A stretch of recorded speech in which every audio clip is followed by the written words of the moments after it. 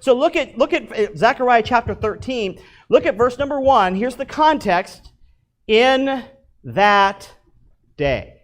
So we're developing this is a very important statement. You'll see it in verse 2. It says it came to pass in that day. What day are we talking about? Understand it's building on chapter 12, and last week we spent a lot of time looking at the day that's being mentioned. It's not a future day as far as from us today, but what is that day that we're looking at? Turn back to chapter 12. Look at verse number 10. He says, "And I will pour upon the house of David and upon the inhabitants of Jerusalem the spirit of grace and of supplications, and they shall look upon me whom they have pierced, and they shall mourn for him as one mourneth for his only son, and shall be in bitterness for him as one that is in bitterness for his firstborn." So anybody want to just take again? Now we laid it out last week, and you can go back and watch it if you don't remember, but it was very clear that last week we saw chapter 12 in that day was talking about the crucifixion of Jesus Christ, because he even quoted that in his earthly ministry. He quoted Zechariah chapter 12 and said, this is being fulfilled right now.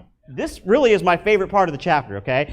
Chapter 7, he says, "Awake, O sword, against" who?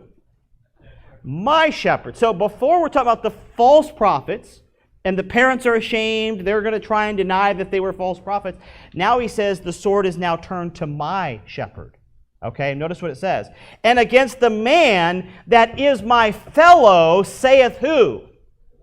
So God says, the Lord of hosts says, the sword now is going to turn to my shepherd and my fellow, saith the Lord of hosts. Let's see what it says. "Smite the shepherd, and the sheep shall be scattered.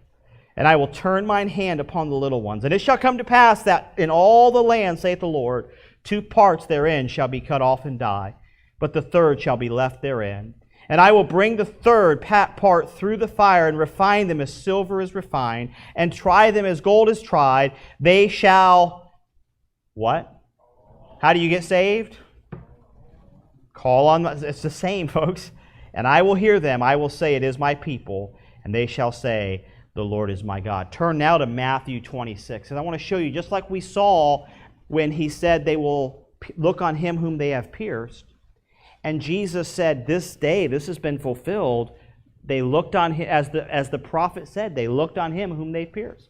So we saw very clearly that that was fulfilled, just as the Bible said, and I have it somewhere here in my notes, where the Bible says in John 19 is where that was fulfilled. Well, Matthew 26 is where Zechariah chapter 13, 7 to 9 is being fulfilled.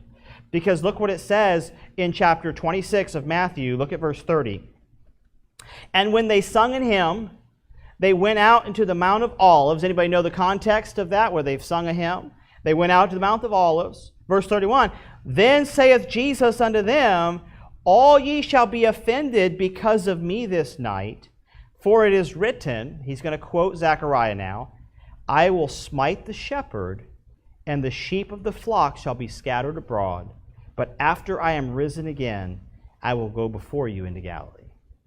So doesn't it sound like we're still in that day in the context of Zechariah 13? Smite the shepherd, and the sheep will scatter.